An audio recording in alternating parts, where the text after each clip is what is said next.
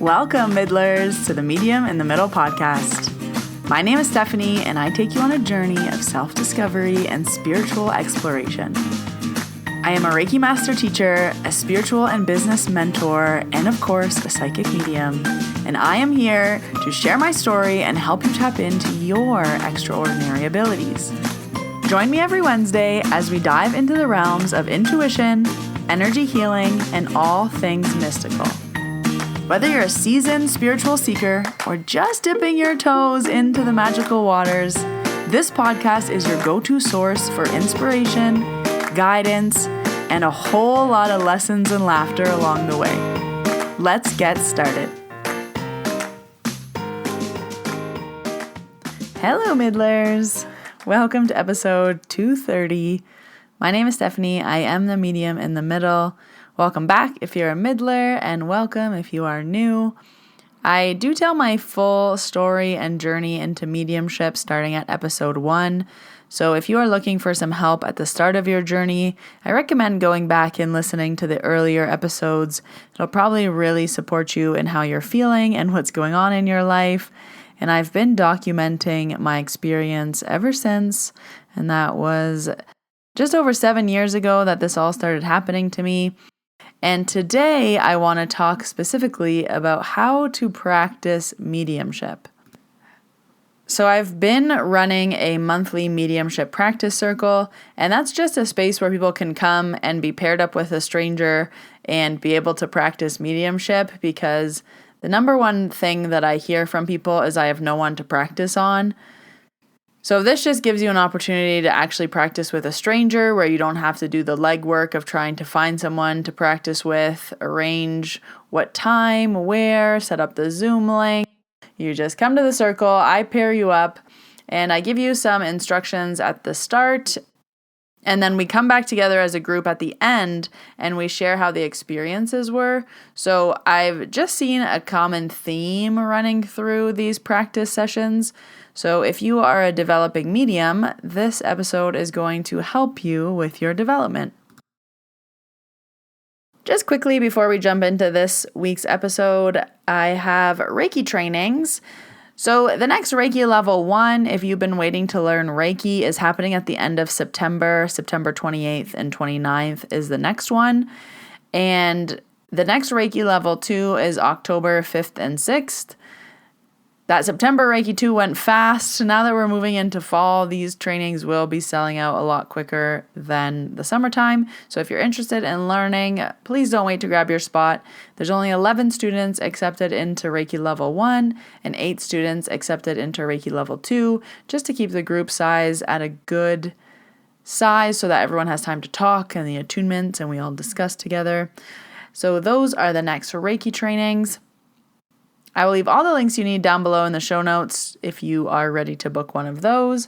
But today we're talking about mediumship development. Now, when you are practicing mediumship, I just want to give a disclaimer that all the readings that you've ever seen online or the podcast that you listen to or something you've seen on TV or even a reading that you have received yourself was all done by a professional who is working in this field. So your practice reading will most likely look nothing like that. So I just want you to etch and sketch that out of your head, just give it a little shake so that that is not your expectation and that is not what we're aiming for when we're practicing. I cannot stress the word practice enough. When you're a little 6-year-old playing soccer, we're not comparing you to the Olympians. You are a 6-year-old playing soccer. We want to know where we're at.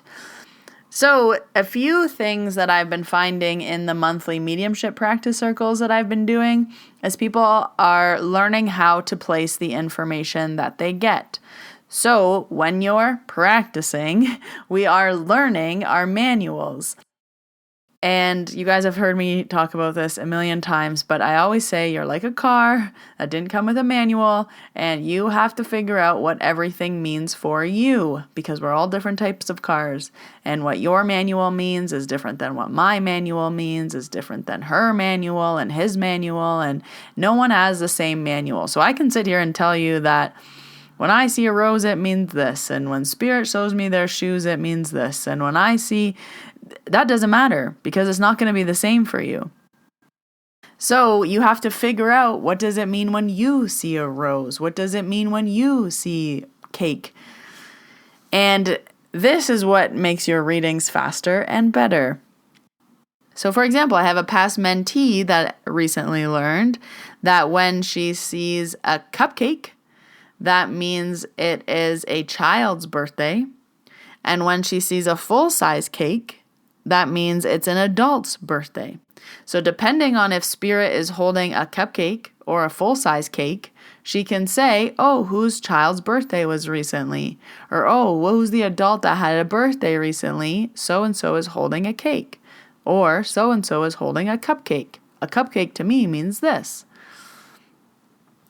So I want to run through an example of a piece of information you might get and then how you are going to figure out what it means.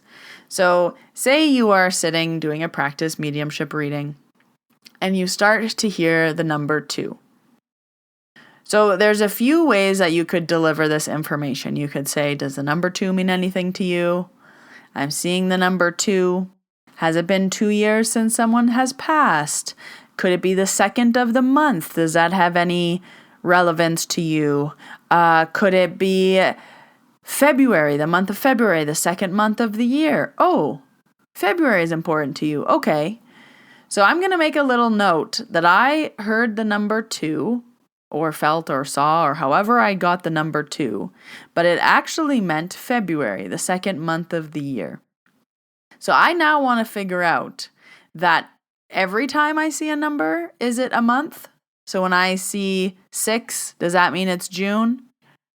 Or whenever I get numbers, is it always ages?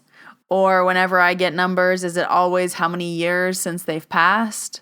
Or whenever I get numbers, is it how old the person is? Or whenever I get numbers, is it usually street numbers? Or whenever... You get the point, but you want to figure out when you see numbers a certain way, how is it normally? So for me personally, I wouldn't get 2 as February. I would get February. And if they were trying to show me a specific date in February, I would see like a February calendar and I would see like 4 weeks on it. And then they would show me, say, like the 2nd week of February. So I might say, oh, they're showing me the 2nd week of February. Do you have an important date? So I don't know the numbers off the top of my head, but if someone's like, oh yeah, so-and-so was actually born February 11th. I'm like, okay, great. That's probably the 2nd week of February. Also, for me personally, when Spirit is trying to show me a calendar and an important date, they will use holidays. So I will know if it's like before Halloween, if it's around American Thanksgiving, if it's around Valentine's Day. They'll show me certain dates and then use that as a reference. So I could say, what's right before Valentine's Day that's important for you? I think I shared this story on the podcast already where I had one husband and he was showing me Valentine's Day, so February 14th. But he was making me feel like it was not that day. It was not that day. It was the day before or after. But it was not Valentine's Day. And he kept showing me February 14th and being like, not that day, but like the day before or after. And I said that to the person. I was like, okay, this is really interesting. But like, he's showing me Valentine's Day. He's making me feel like it's important. But he's also showing me that it's not on that day. So it's like either the day before or after is like something significant for you. And she started laughing and she was like, yeah, he proposed the day before Valentine's Day. And he specifically said, I'm not proposing on Valentine's Day. This isn't Valentine's Day. This is the day before. And I was like, oh, okay. I'm like, that's how he was making it seem in spirit, being like, it's not this day. It's not this day. But he was showing me a calendar pointing to February 14th with like a big X. So when you're practicing mediumship, you want to write down as much information as you can so that you remember, and you will learn to remember your readings. So it's actually a practice of listening to yourself because it's not your thoughts. So you're not going to remember your readings as a memory, but you can train yourself to listen to yourself as you read so that your ears remember what you said. So anyways, you want to write down as much information as you can as you're going through. And then when the reading is done, your homework is to go back and be like, okay, I wrote down the number 2. Do I remember how that came? Did I think it? Did it pop in my head? Did it end up being February?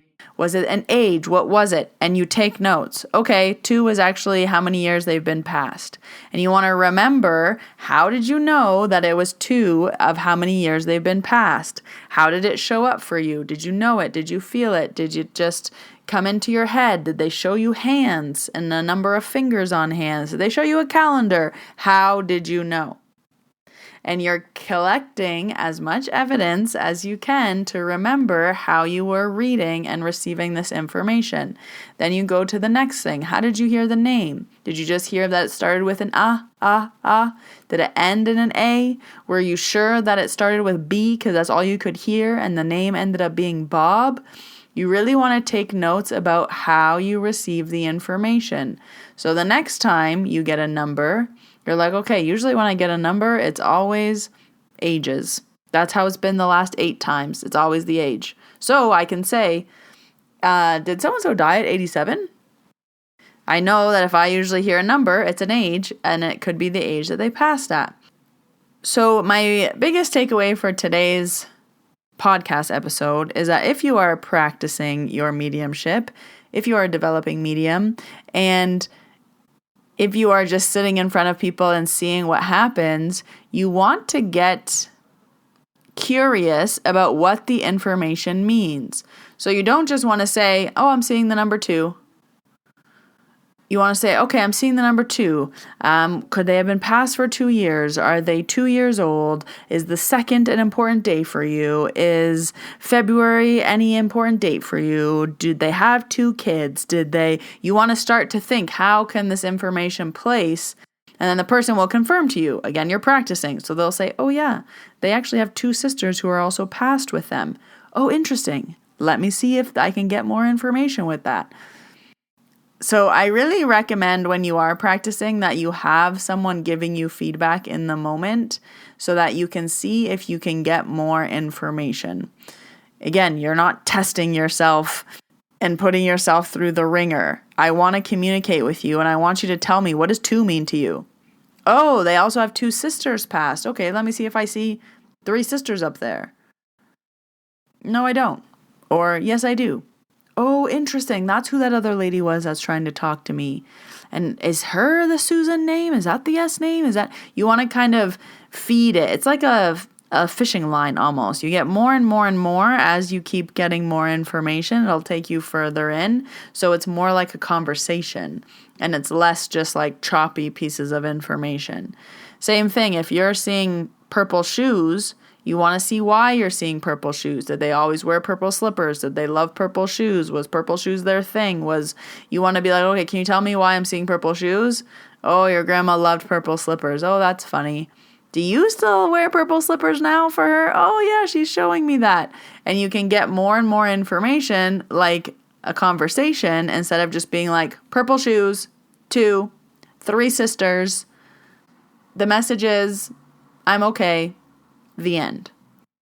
No, mediumship is a conversation. We want more from each piece of information.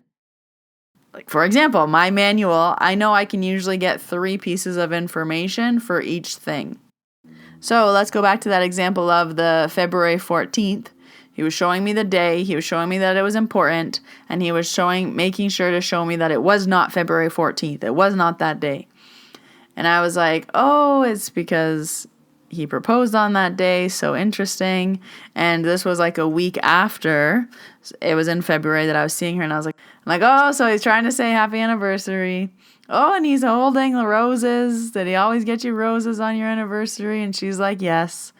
So just by saying February 14th, I confirmed that she got engaged the day before. Her anniversary had just passed. And he's giving her roses for their anniversary. That is so much more information than just saying, oh, someday around Valentine's Day is important for you.